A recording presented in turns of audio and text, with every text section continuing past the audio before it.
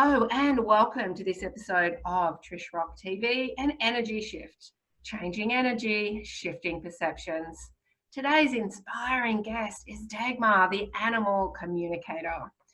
Growing up in Switzerland, the desire to develop the deep connection she has always had with animals from a young age led Dagmar to intensive studies to become an animal communicator. At the age of 20, Dagmar moved to Australia to follow her dream to work with horses. Being exposed to horses in high performance sport made her realise that animal communication is the only way we can access information needed for their well-being, which is their good physical and mental health, a deeper connection and a greater relationship with them. Today, Dagmar lives on a rural farm with many animals, including 7 horses who enrich her life with their knowledge, love and support in her life and work. Talking to horses as an animal communicator over the last 10 years has helped Dagmar to heal many horses and fix problems by getting a better understanding of them and their situation. Apart from personal readings for clients and their animals all over the world, Dagmar also teaches animal communication where people learn how they can communicate with their animals, with upcoming clinics in Australia, Europe and America. She also does energy healing with animal-assisted bodywork, being a great part of it when she receives guidance and feedback from the animal during the session. It's my great pleasure to welcome Dagmar. Hello. Hello, Trish. Thank you very much for having me and having me on the show. I'm very excited to be here. Yeah, absolutely. And what a fascinating passion you have and work that you do. And I can't wait to get into it and find out a little bit more. So the first thing we've learned a little bit about, how animals really played a big part in your life growing up, and which led you to learning how to communicate with them. But how or why did you start your business around it? That was actually quite a funny story because, as you know, I studied to become an animal communicator in Switzerland. And when I came back to Australia, I was telling my boss at the time about what I was doing. And he said to me, if you believe in it, you're stupid. And I said, okay, fair enough, that's fine. So one day we had this horse that should have performed well and she didn't do well. There was no physical issues. There was no, no moods or any change in her. And we just couldn't work out what was wrong with her. So he said, well, go and talk to the horse and tell me what's wrong. So I went and had a session with her and she told me that she is out in her hip. It felt like her hip joint wasn't the way it should be. And so I said, we better take her to the chiropractor. So off we went to the chiropractor and I had a list in my pocket with all the things that she mentioned to me, and we just let the chiropractor go over her and just see what he finds. And when he finished, my boss said, so what's wrong with her? And he said, well, she's out in her right hip. And of course, he just went, whoa, how is that possible? And all the other things I had on my list also came up from the chiropractor. And so we started doing this a bit of a game. Every time we would go to the chiropractor, I would have my list in my pocket with all the findings, what the animals told me. And it was exactly what he would find. And then I started communicating with the chiropractor's horses as well. And we just had huge results and then great, because even sometimes you just don't see when there's a problem, even though there is something wrong for the animal. Yeah. So yeah, we had great results, and he was the one that actually said you have to go and do that as a business because you can just help so many animals with your work. Wow. And yeah, I wouldn't be here without him. Wow, it's incredible, isn't it? And the stubbornness some people have in in believing, and they need the physical proof, which is really difficult sometimes in energy work. But good on you for really, blinkers on like the horses, and no, this is what I do and I'm going to prove it to you, and fabulous. Yeah. And so horses really are one of your passions, but you do work with all animals, don't you? I work with all animals, yes, and I had great pleasure talking to even fish, and I had a lady book a session for a butterfly that she had found and that wasn't well. Chickens, goats, anything really, dogs, cats, of course, and yeah, any animal we can talk to. So it's great, people wanting to help other animals as well, you know, chickens and yeah, little animals, fish. So that's great. Absolutely. And you know, what a beautiful gift for the animal too, to finally have understanding about, you know, what any issues are, or and in my case, because you really helped me a few weeks back when my dog needed to be put down that day, and you know, giving the owner a better understanding of what the animals are going through, because you know, animals go through it differently than humans. So I think that brings great comfort to the owners as well, if you're, you know, dealing with that. So it was a really great help for me that day, and I think you know, I think it really on his side helped him too, I guess, get some messages over. Yeah. And a lot of people do see a change in their animal even before we had the session, just with that intention that you want to have a communication with your animal, and they already change because they're so excited about being able to express their feelings and everything that's going on for them. Yeah. So it is very important to be able to do that and to help them just by giving them a voice. Yeah, absolutely, absolutely. So tell us a little bit, you know, what actually is animal communication and how does it work? Well, animal communication is a telepathic two-way conversation. So I don't actually have to meet the animals. It's from mind to mind. So that's obviously very handy because I've got clients all over the world, so I don't have to meet the animal. And it's an energy that I'm picking up from them, and that's how I connect with them, and I can ask them any questions, anything that we want to know, but obviously also giving them the voice to just tell us what's going on from their perspective. Yeah, okay. And does it come to you as a feeling, or does it come to you in words? Because I know when I'm communicating with human or you know, energies, it kind of comes as a knowing of what the message is. It's a knowing. Yeah, it's a bit of everything. I do get pictures, especially when we're looking for animals that are missing. Okay. I get pictures, and I do feelings from the animals. I often feel on myself, which is extremely handy, especially with pain, because I know exactly where it is, how it feels. I can give very specific information. Recently I was talking to a dog that was really lame in the shoulder, and I said to her, it feels like the tendon had pulled off the bone, and that was exactly what the physio also then confirmed when they took him to the physio. So just the feeling they give me is very specific, and I can often say, you know, it's a problem in the bone, or it feels more like muscle, and that just makes it a lot easier to really then working on that area as well to get them better. Yeah, yeah. So that kind of answered or led into the next question. You know, can you do you have to ask the animal questions? And I guess that's a yes and also a no, isn't it? Yes. Well, when I connect with animals, I always talk to the animals first, even without reading the questions, because I don't want to have any background information. I just want to see what they want to tell me. So I just let it flow, and then I go into the questions. But it is important that we ask questions. With horses, for example, they live in a paddock 23 hours a day, and yes, we do something with them, but that's a very small amount of their time.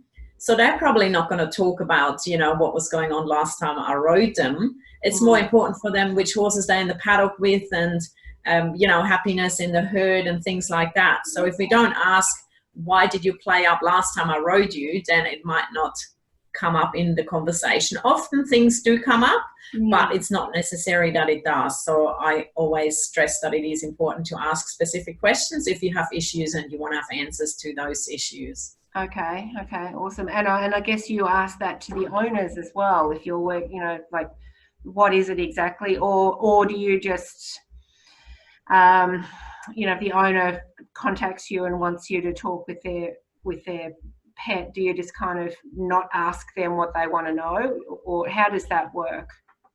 No, when you book a reading, it will take you through, the booking form will take you through that. You give me all the information I need, which is age, breed, how old they are, and that's just something. So if there's pain around, if it's a very old animal, I can say, well, really for that age, the animal is feeling quite good. But if it's a 3-year-old animal, you don't want them to feel that way. So if there's a lot of pain around, then you'd be going, oh, you know, there's something that we need to work on and address. And then you will also give me the questions, but then when I do the reading, I will just work with the animal first before I go into the questions. And are some owners worried about what their pets are going to say? Absolutely. I do have a lot of owners, they say, I'm not sure if I want to know what my animal has to say, and I don't know if they love me, and I don't know if I'm doing the right thing. But it is actually very important to know that you have an intention to connect with the animal because you want to hear what they say. So you're doing the best you can to care for your animals, and they're happy with that. And sometimes we find out later that we could have done things differently, or, you know, we could have done this better or that better. But at the time, we were doing the best we could with the information we had, and that's all they ask from us. I have never heard an animal say to me, you know, oh, she did the wrong thing, or I'm not happy with that. They know that we act as good as best as we can, so they're happy with that. It's a bit like raising children, and at certain points in their life you kind of think, oh my goodness, my mothering skills were not good at that point. Absolutely. And you know, animals, they don't ask for a lot, you know, they ask for our time, they ask for you know, for us trusting them, and so they don't ask for a $10 million swimming pool, you know, so they just little easy things, or they want us to change their bedding, or little things that we can make their life a lot better with, so we don't have to worry that they're going to say, I don't like you. Honestly, I don't think in my over 10 years of experience I had animals say, I don't like my owners, because we love our animals, that's why we want to connect with them, and they certainly don't have nasty things to say about us. They really are unconditional love. They don't have judgment, I think, is the difference between animals and humans. We can learn a lot from our animals. Yeah. They're discerning, but don't have a judgment. Yeah, so have you had any funny stories coming from any of your animal experiences? They make me laugh. The things they say, probably the funniest thing I've ever had an animal say, I was talking to this horse, and the horse said to me, I'm a VIH. And I said, what's a VIH? And he said, I'm a very important horse. So, that is funny. And you know, even things, they often give you information that then clarifies that you definitely had a connection with their animal. I was on a live show and I was doing a reading for a lady on a cat that had passed away, and the cat said to me that he's her sunshine. And she said, oh my God, that's the song that I always used to sing to him. So, you know, they know exactly what's going on, and little information like that then shows the owners that we definitely had a connection here, and then they know that whatever I tell them is coming from the animal. Yeah. So that's animals that have passed away as well? Yes, yeah. And that's very important, because often there's guilt involved and people are feeling they should have done things differently, or should I have done this, should I have done that? So if we can connect with the animals and find out how they're feeling and how it was for them, how much pain they were in, or just finding out where they are now, and if they enjoyed the life with us, a lot of people just, you know, feel a lot better afterwards, because they just, it's just, that guilt, that we can take that off them, because again, animals don't feel bad about things, and they don't say, oh, you know, you shouldn't have done this, you shouldn't have done that. So it's very important to connect with them, find out from them, to then also help us in our process with grieving. Absolutely. And that really helped with me too, because I got the messages from him, you know, before he passed over. So from you, so very grateful. But, you know, that helped with that too, because I knew it was all okay. So, I think, you know, people who aren't attached to animals probably don't think that we grieve as much as we would for a human, but for some people, animals are their life. So, but even in my situation where, I mean, I love my dogs and the cat now that's adopted me, and you know, you do grieve for them because absolutely, they're our family. And you know, there's a lot of people these days, they don't have kids and their animals are their family. Absolutely. And animals are just like us, you know, they've got their own personalities, they're their own beings, and they want to be happy and they want to be looked after and cared for as well. So if we can bring them in our families and love them just as equally as we love the humans, then we have a fantastic relationship with them. Absolutely. And the energy of that, you know, heals beyond that. Absolutely. Yeah, it's beautiful. And so is there some common things that come through when you are speaking with animals, and is it different for different animals? In general, a lot of things that come through is that they want more time with us. They want our time. They feel when we're not present. So when we work the horses or we're going for a walk with the dog, but we're talking to someone else, they realize that we're not completely there. So they're asking for our time. That's definitely a big thing. Okay, yep. The other thing is as well that people always want to know, does my animal trust me? But they don't trust their animal. You know, so how can your animal trust you if you don't trust your animal? So it's a bit of a give and take here, and you also have to show trust to your animal for them to be able to trust you. Interesting, isn't it? Yeah, it's interesting. And, you know, that's all part of that non-judgment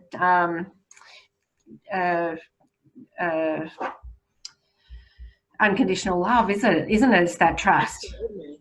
Yes, yeah. And you know, when they talk, they also give us some information on ourselves and what we can do better. You know, a lot of animals say to me, you know, my mom's working too much. Yeah. You know, I do understand why she doesn't have a lot of time for me, but she's working too much. So they worry about us as well. Yes. And they want us to be present and make time for ourselves and time just living rather than just working and doing what we have to do.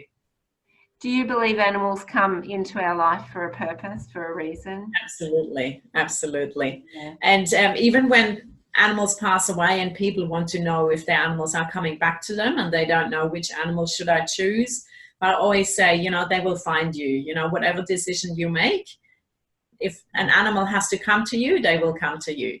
Yes. Even if it's around 7 corners. But your animal will find you, and they certainly come to you for a purpose, to teach you something or to help you, you know, to support you on your journey. And sometimes they stay behind a bit longer because even though they're ready to go, they know that at that point we need them, and they stay just a little bit longer for us. So they, as you said, it's just unconditional love.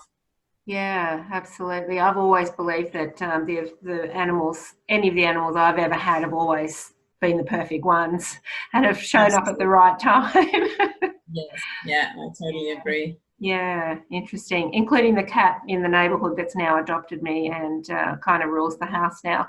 So I feel there's a big purpose there too. She's actually keeping Rosie company now that my other little dog's gone. So that's beautiful. You know, there's always perfect timing and always a reason for everything. Yeah. So with your teaching, so you teach the animal communication too. Is this a online course? How does that work? I'm putting an online course together at the moment, which will be released shortly. At the moment, I do teach in person. Okay. So I've got courses all over Australia. I'm traveling overseas as well. So I have clinics in France, Ireland, and somewhere else. Oh yeah, France and Ireland, and yeah, I'm going back again to Europe next year again to teach as well.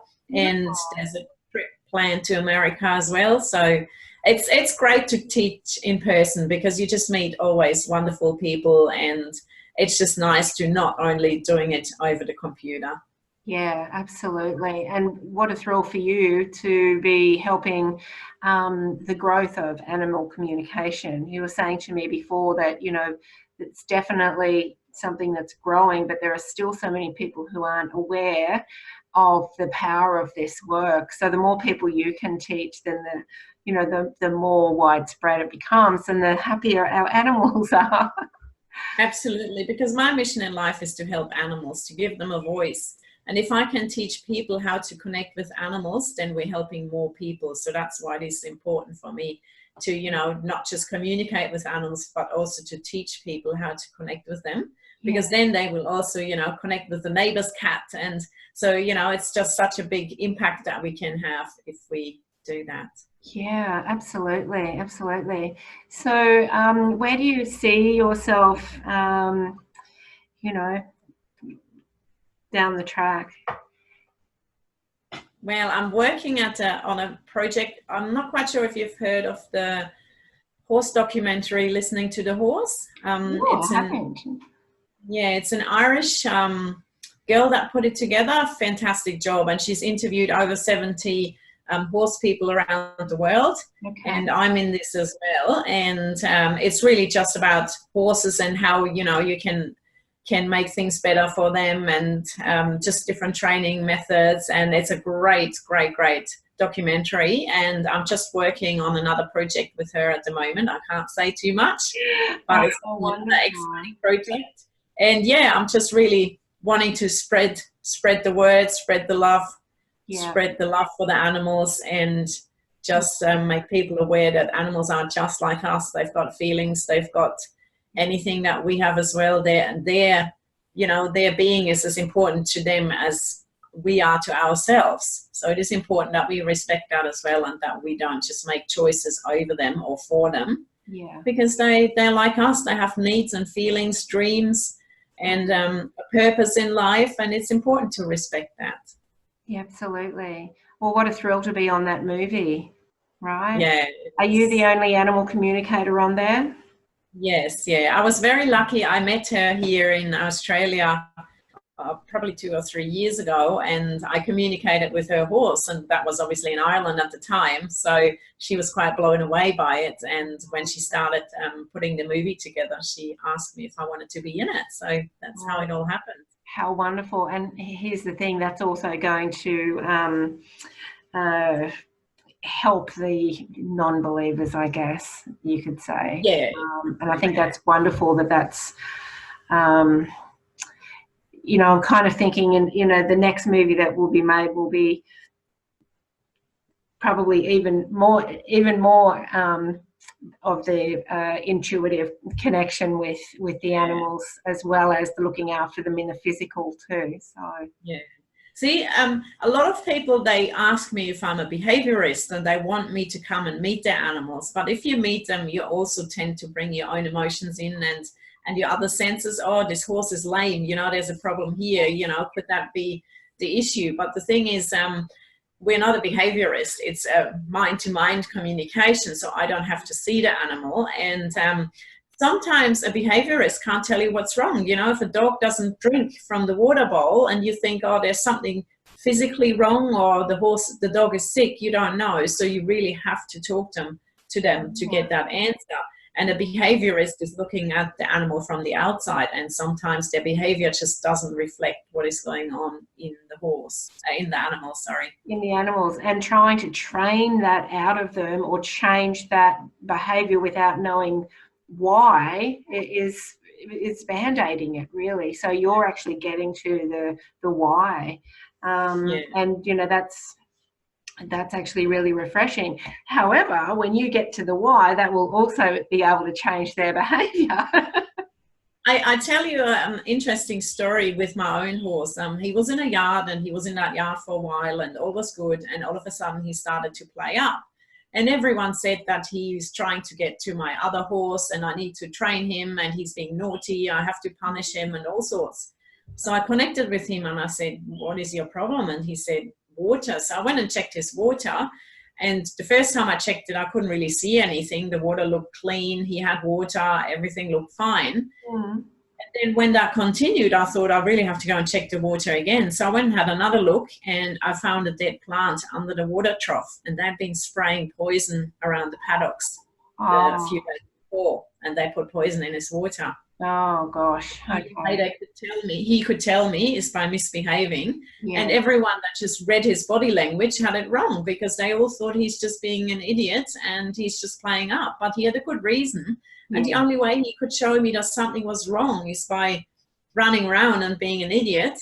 And so his behavior didn't reflect at all what was going on for him. No, and that could have got, you know, quite serious if they had a behaviourist coming in and, you know, everything was trying to be changed except for the water. It still would have gone on. And you know what? Getting sick. I do believe that he would have died if I hadn't communicated with him. Because he would have poison there. Yeah, gosh. Yeah. Well, he would probably not drunk it, and he would have got colic. Yeah, yeah. Such powerful work that you're doing, and you know, just thrilled that you're on the show and getting this message out to people.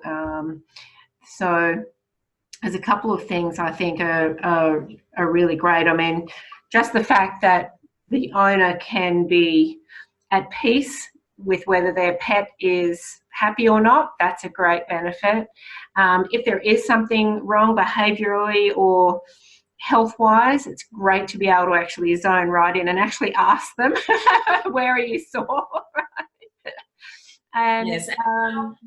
A lot of people, when I connect with their animals and give them feedback, they say that's exactly what I thought, but they're not sure. So it's really great when I can just confirm that for them, and I get exactly the same messages that they thought was what was going on for their animals, which just confirms that they're on the right path. Absolutely, and so that helps them trust their gut feelings next time with their pet as well. Yeah, and you know, the other thing is with the passing over of a pet, you can, you know, channel that pet in and really give the owner some comforting messages to allow them to move past the grief and understand that they did actually give their pet a great life and they've had nothing to feel guilty about. Yeah, absolutely. That's a gift in itself to everyone who you help that way. Yeah. Yeah. I was talking actually recently to a dog that had passed away, and the owner thought that she might have run over him with the car. Oh. And I didn't know that, but when I communicated with the dog, he was telling me it was kind of a stroke that he died from, and it was only a young dog. Okay. But in the end, she said to me, I thought I ran over him. I wasn't quite sure. She said it could have been a possibility. And I said, no, you definitely didn't run over him. So, you know, I mean, the relief for her to know that it wasn't her fault that the dog died. And that was such a great thing for her to hear, to just move on and not feel bad about it anymore. Yeah, absolutely. And just let me ask you, this intuitive gift you have with, and this connection you have with animals, do you have that with humans as well, or not as clear? I'm quite busy, so I don't really, it's probably more something that I block out. I do have, I've done baby communication. Okay. A friend of mine was pregnant, and she got me to talk to her baby before it was born. And oh, beautiful. Since then I've actually done quite a few sessions with babies, because they can't voice what's going on for them. So if we can do that same that we do with the animals, that's absolutely excellent, to just give them a voice as well and help the parents to find out what's going on. Especially if a baby's not eating or just crying all the time, or it's really difficult, isn't it, in those young years of life when they can't communicate with us. And then, you know, we do everything we can as parents to take them out of pain, but when you don't know what's going on. So yeah, well, that's a beautiful gift too to everybody who receives that. Yeah. So I've got your website link here with all your information, and also your link to your Facebook page, Animal Communication. So people can find out more about you in both those locations, can't they? Yes, that's correct. Yeah. And if they want to book in with you, is that through the website or through your page? Yes, that's through the website. I've got a booking system, which makes it easy because I have so many clients that are interstate, overseas. You can actually choose the time that suits you for when we will have the phone call. Yes. So you can pick a time that's suitable for you and suitable for me, and then you will give me all the information. I will do the reading, and then I will call you at the arranged time and give you feedback. Oh, beautiful. So, so you actually do a voice call to relay the information? Yes. And that's because a lot of times there's things that don't make sense to me. Okay. And we need to have a chat about it and say, look, there's something in the paddock on the right-hand side, you know, what is it? Right. And if you have talk to them, it's so much easier than just giving the notes, because it can be misunderstood as well. And to write it in a way so they understand it exactly how the animal told me, I prefer to talk to them and explain to it, because sometimes when you write it down, it just doesn't come across exactly how they said it. Absolutely. Oh, well, that's really great to know. So so everybody listening today, please connect with Dagmar. Go over to her page, see all her beautiful work, and also connect through the website and see everything that she offers there, and what she does, and how she helps animals communicate with their owners and more. That solves problems. That's really a big part, you know, that problems, animals don't do certain things, or they do certain things and we don't know why that is going on. You know, why do they bark? Why do they bite? And if we can find out why they do certain things, health issues, you know, I had a story with a horse that couldn't walk. It was walking around in 3 legs, and the owner actually didn't tell me. And when I connected with the horse, the pain was actually in the other leg, but everyone was looking in that leg where he couldn't put any weight on. Oh. And I said to her, the pain is in the other leg. And she was, oh, okay, interesting. So I connected with the horse again. And again, I said, look, the pain is definitely in the other leg, in the muscles that connect the 2 legs.